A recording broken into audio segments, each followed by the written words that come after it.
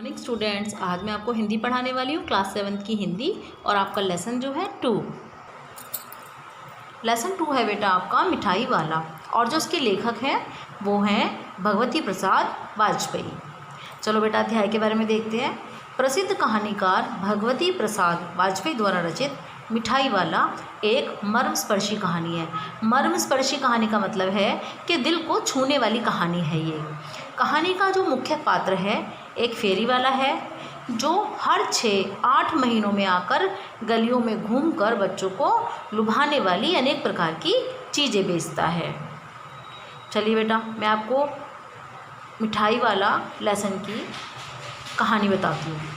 ठीक है, चलिए बेटा बताती हूँ। ये कहानी एक फेरी वाले की है जो दिल को छू जाती है। एक फेरी वाला गलियों में घूमता हुआ अपने खिलौने बेचता है और गाना गाता है कि बच्चों को बहलाने वाला खिलौने वाला।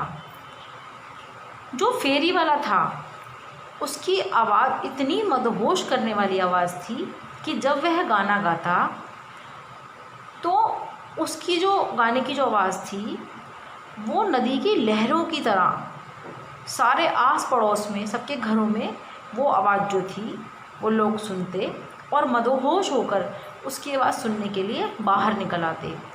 और जो खेलते हुए जो बच्चे थे वो सारे उसके आसपास उसको आके घेर लेते हैं।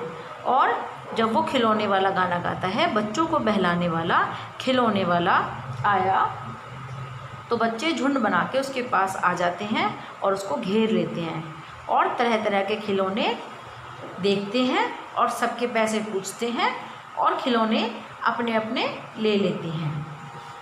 वो खिलौने वाला जो था वो बच्चों के नन्हे नन्हे हाथों से पैसे लेता और बड़े प्यार से बच्चों को खिलौने दे देता और सभी बच्चे खुश हो जाते। इन बच्चों में 2 बच्चे थे बेटा, उनका नाम था चुन्नू और मुन्नू। वो जो खिलौने वाला था वो 2 पैसे में अच्छे खिलौने दे दिया करता था। और जब वो बच्चे चुन्नू और मुन्नू अपने घर जाते हैं उन खिलौनों को लेकर, बहुत खुश होते हैं वो बच्चे। उनकी जो माँ है, उनकी माँ का नाम है रोहिणी, वो ये सोचती है कि इतने सस्ते खिलौने बच्चों को कौन दे गया। थोड़ी देर वो सोचती है, उसके बाद फिर वो भूल जाती है। वो देखती है कि मेरे बच्चे बहुत खुश हैं और वो खेल रहे हैं, तो वो फिर अपने काम में लग जाती है। उसके बाद बहुत समय बीत जाता है, कम से कम 6 महीने बाद उसी नगर में एक मुरली वाला आता है जो बहुत ही मधुर मुरली बजाता है।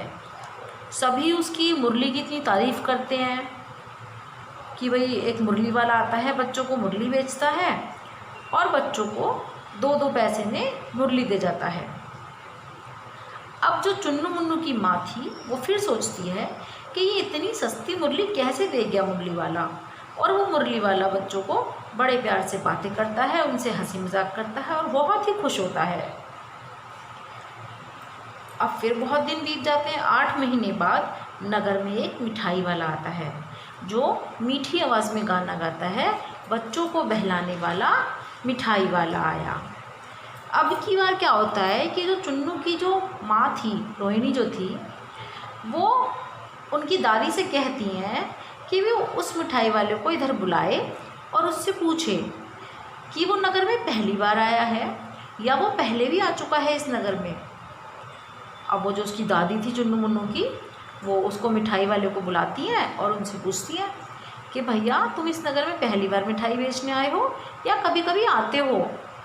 तो वो जो मिठाई वाला था वो कहता है कि नहीं नहीं, मैं इस नगर में बहुत बार आता हूँ। एक बार तो मैं खिलौने बेचने आया, कभी मुरली बेचने आया और कभी मिठाई बेचने आया। मैं इस नगर में कई बार आ चुका हूँ।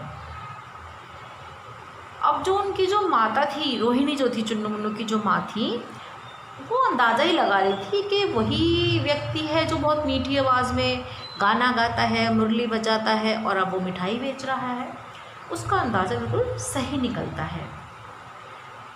अब रोहिणी के मन में विचार आता है कि मैं इससे पूछूं कि वो इतने सस्ते खिलौने, मिठाई, ये चीज़ें कैसे दे जाता है बच्चों को।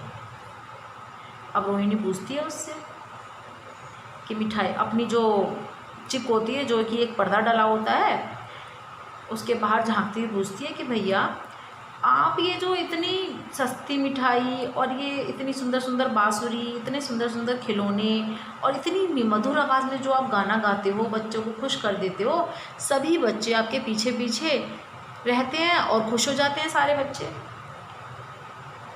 मैं ये जानना चाहती हूँ ऐसा क्यों।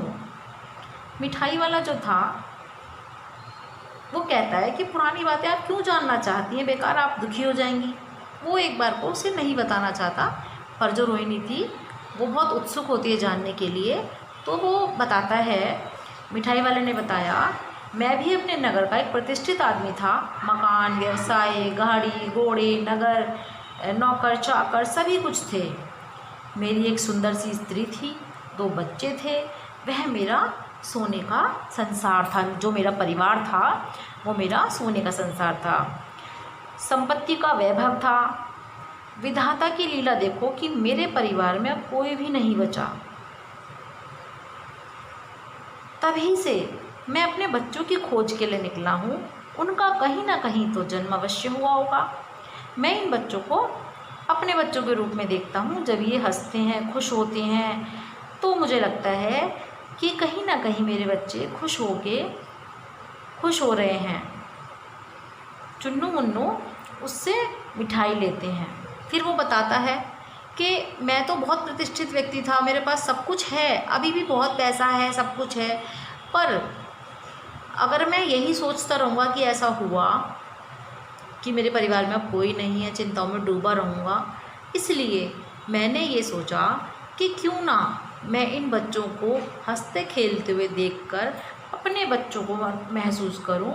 इसीलिए मैं इन बच्चों को खुश करके चला जाता हूं। ठीक है। अब जो चुन्नू मुन्नू थे वो मिठाई लेते हैं। रोहिणी जब पैसे देती है तो वो पैसे नहीं लेता और वहाँ से चला जाता है और फिर से वही अपनी मदहोश आवाज़ में गाना गाता है, बच्चों को बहलाने वाला मिठाई वाला। तो बेटा इस लेसन को मैंने आपको समझा दिया, मिठाई वाला लेसन। अभी आपको इसका बुक वर्क करना है और इसका कॉपी वर्क करना है। कल फिर मिलते हैं न्यू लेसन के साथ। तब तक के लिए बेटा बाय।